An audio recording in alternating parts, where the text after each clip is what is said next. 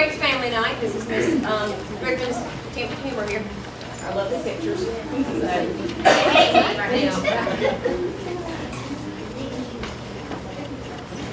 I think they look good enough.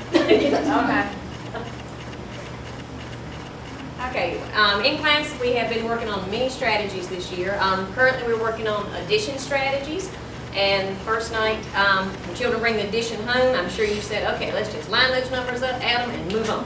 Well, not this year. So this year, we have them doing a variety of strategies. We want them to understand number sense. So I'm sure some of your children came home and said, that's not how we're doing it in class. We have to do it this way. And the reason we're doing that, our standard, is that the right one? Yes. Wait, I'm blind. Up in the up there. Okay, by the 4.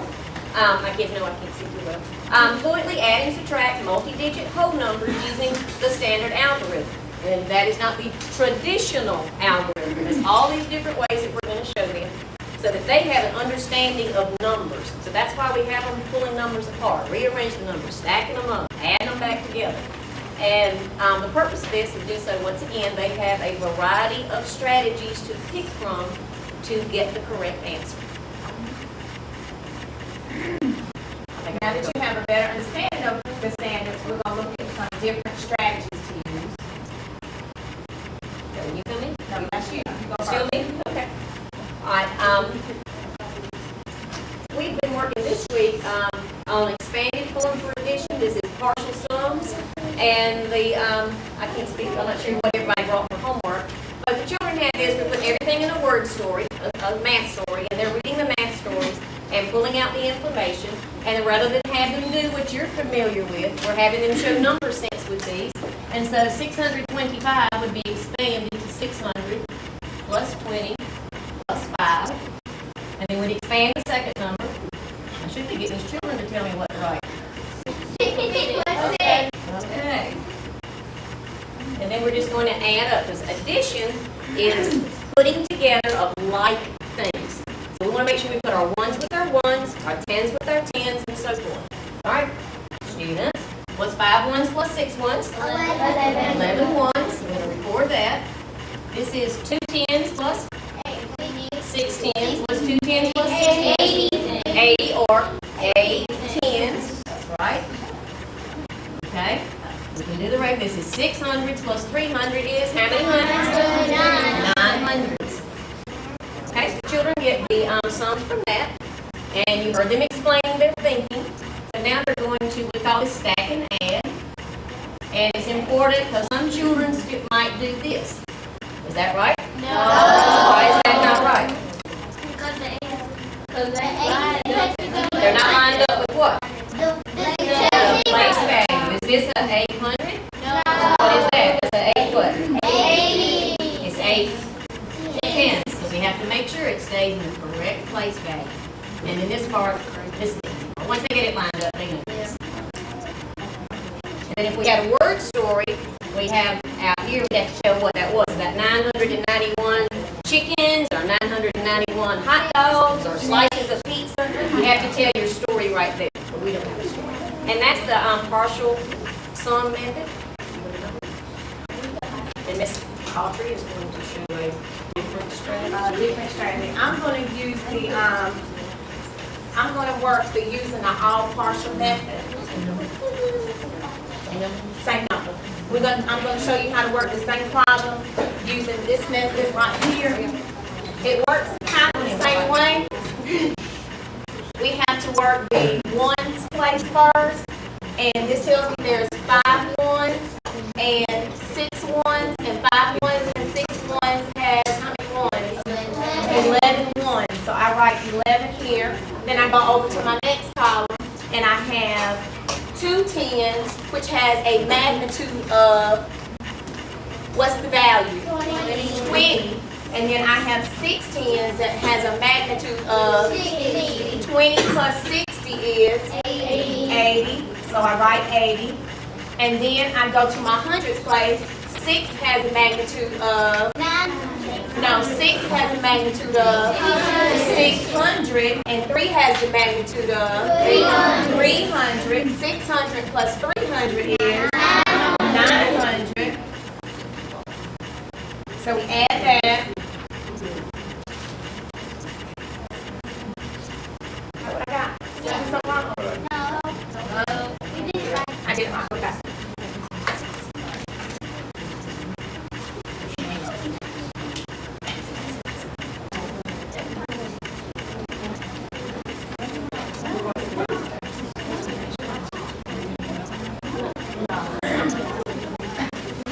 I'll continue with the other strategies, ending up with the one that you're familiar with, the traditional. That's only two we're going to go over tonight. We'll move on into subtraction next week. And subtraction back.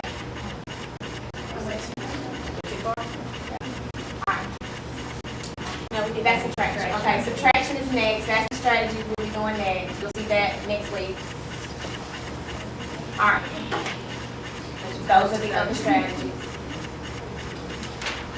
And now the game. Okay. Yay. Excited. Okay. We have a handout that you can take home with you. Just the adults can take one. It'll be at your house when you get home. This is a game called Addition Top It, and it can be played with students who are comfortable adding two-digit numbers all the way up through multi-digit numbers. Fourth graders are responsible for being able to add numbers up through the millions.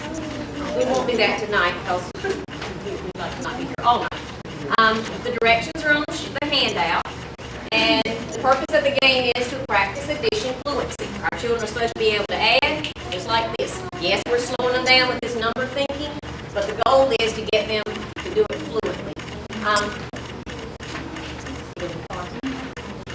If you look at that directions on how to play, we're going to use a deck of cards. We have one on the computer at home. You can make number cards or just get a regular deck of cards. The king is, remind me, the king is what? The king is 1 and the ace is 0? Okay. And then the purpose is shuffle up your cards.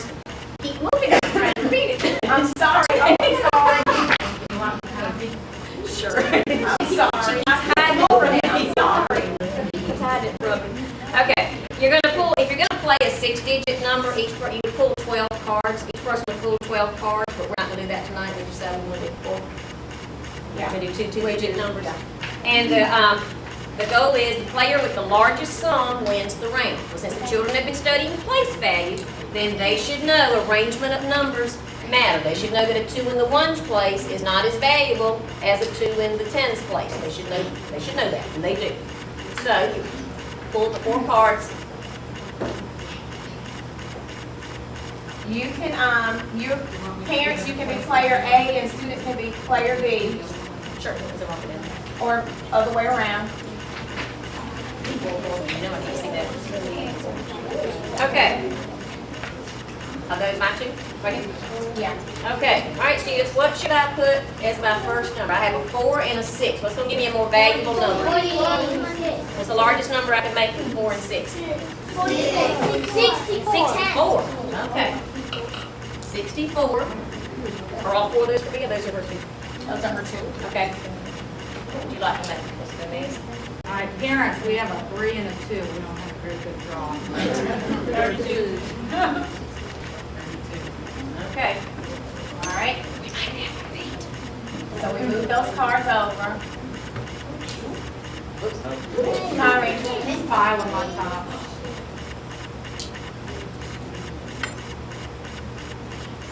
And we have to draw another one. So we come on our side. Sorry. I'm sorry. I'm sorry.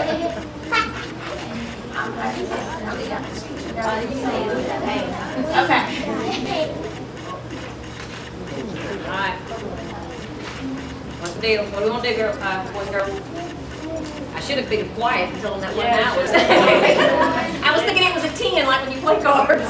Okay, guys, we got a 0 and a 5. What can be our second number? 50. Oh, yeah, we're super right. Okay. We don't have much choice, a 7 and a 7. And 4 ones with 0 ones is 4 ones, and 6 tens and 5 tens is 11 tens. Okay. 2 1s and 7 1s. And 3 10s and 7 10s. All right. Is that the greater value? All right.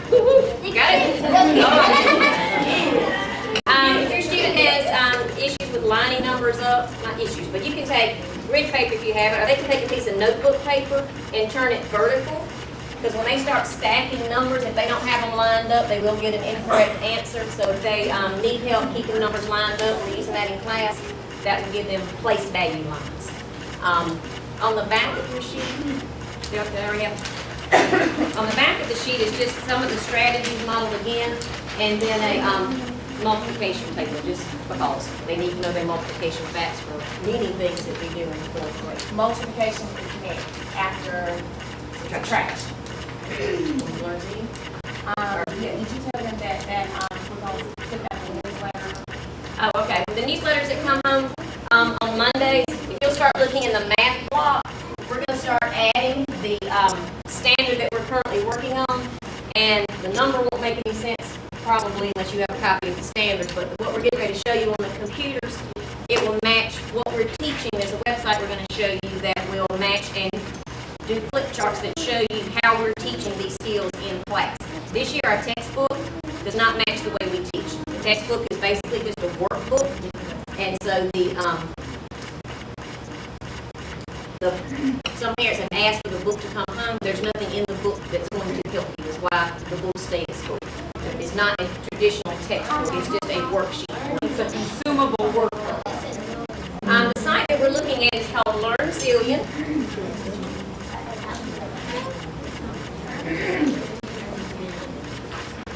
And to access this, if you have computer access, then you would set it up as, not coming up, see the whole thing. If you turn around and look at the screen that's near you, And it looks like this wheel now. if you want to make your own account, and all those computers are on, if y'all just shake the mouse or hit enter, they'll come up. At the bottom, under teachers and students, there's some very light type, and it says parents and administrators. Click here. If you want to set your account up tonight, all you need is your email and then whatever password you choose to make up. If you want to log in on hours, and I'm assuming it will let multiple.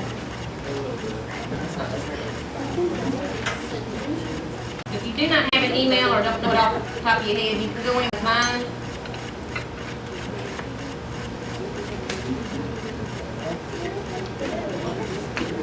It's a long one. And then the password is C, no periods, I, yes. So you can put your own email in or you can put mine in. Okay. All right.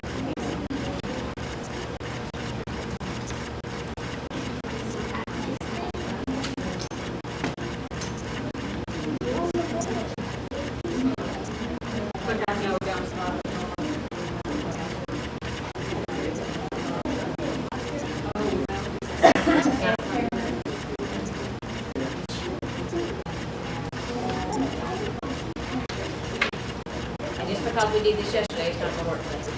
That's the way it rolls. That's what I did yesterday. Are you under the teacher rate? How do you log in? Can be.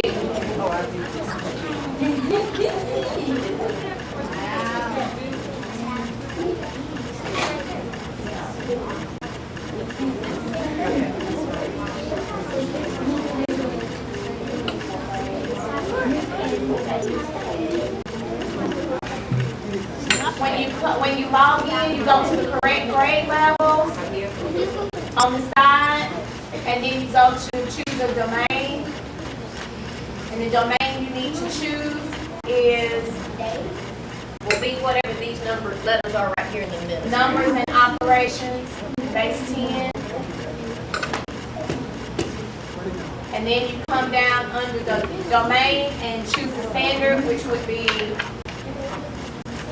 4 MBT 4 for this one.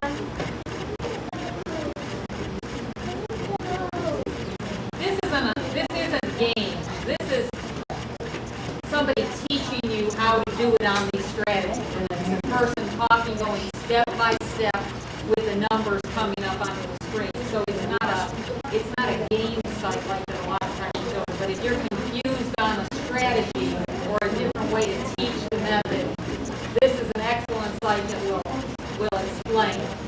And even some strategies that might not be using, but might work for your child. But this would be in lieu of the textbook that we don't have.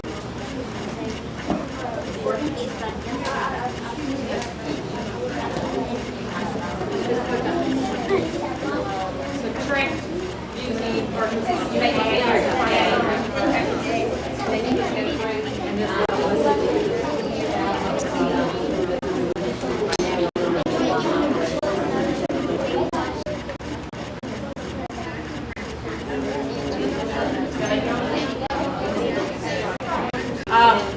because it's talking up here, you can't hear it from your computer unless you hook onto it. But he's just reading what it says on the screen and the numbers and going step by step how to solve the problem.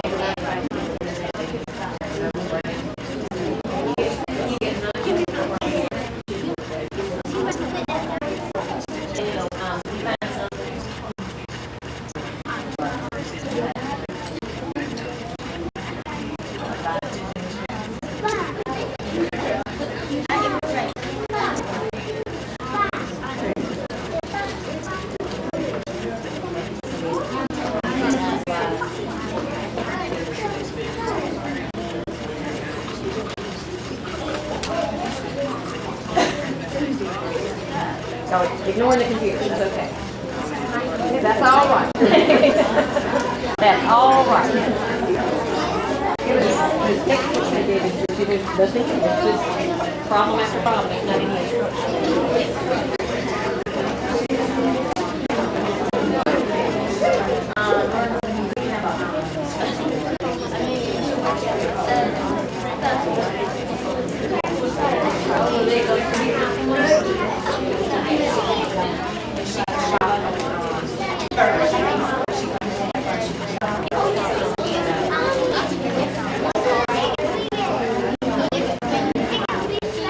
that website's not on the handout. Oh, it's on y'all's handout.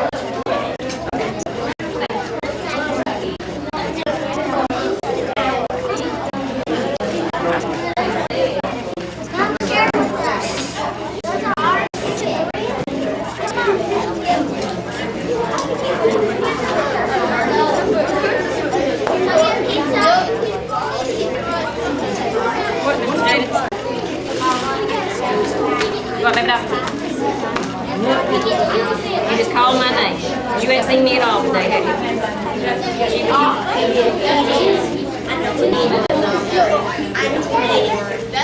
They look like this.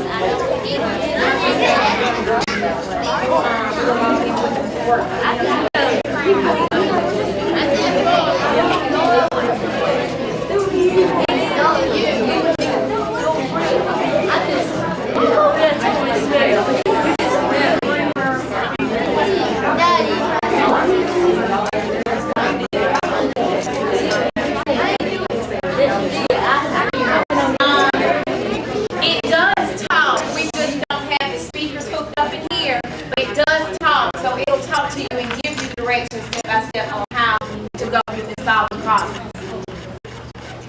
But it has all the standards in, and it's quite helpful if you get a chance to visit the site.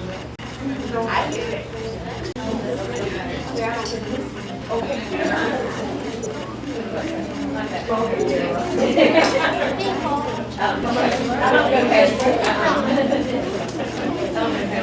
What?